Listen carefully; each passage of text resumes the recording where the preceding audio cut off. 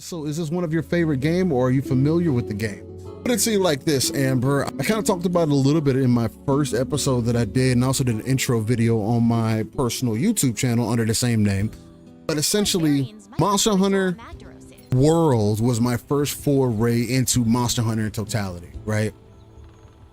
I've always heard about the series, but never really dived in.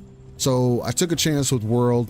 I really loved it, and I enjoyed the experience that I got out of it, especially as someone who's more action adventure oriented, souls oriented. Fighting a boss and learning its movements and things are things that I like to get into.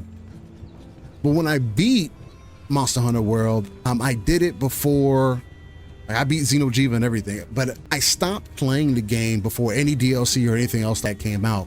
So I didn't get to really experience what true endgame was, because I didn't keep playing after that.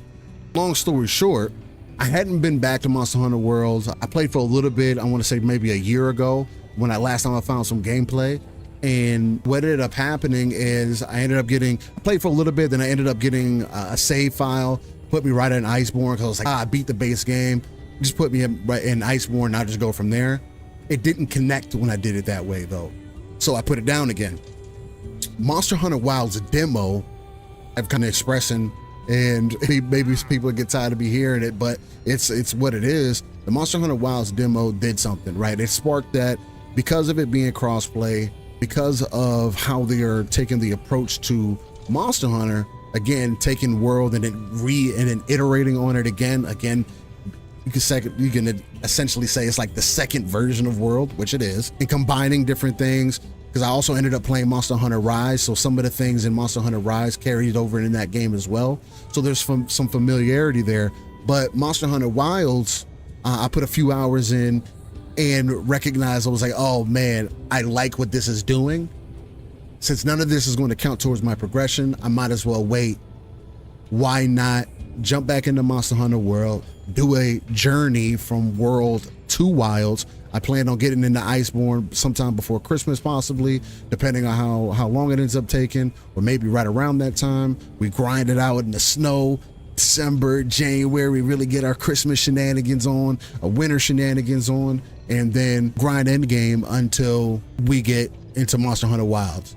And I think that transition is going to lead for such a beautiful chance to grow the community. Again, with people having more ways to be able to play, there's not going to be any excuse for people who have interest for you not to be able to play together.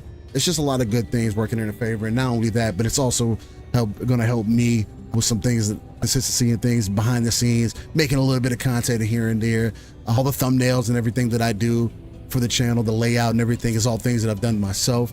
So it's like me working on my craft while also doing something that I just enjoy doing. And streaming is dope, man. I don't know necessarily if it's gonna become a career thing or whatever. I wouldn't say that, but I do enjoy doing it, man. Just giving gameplay to the people, offering a dope environment for people to just come through, be good to one another. That's one of my number one rules. Don't be hateful, and just hang out, chill. If you're playing Monster Hunter, come hang out with me, come join in, let's get to it, and let's slay these monsters, man. I'm planning to call the guild name right now Reapers of the Valley, because we're going to be in the wild.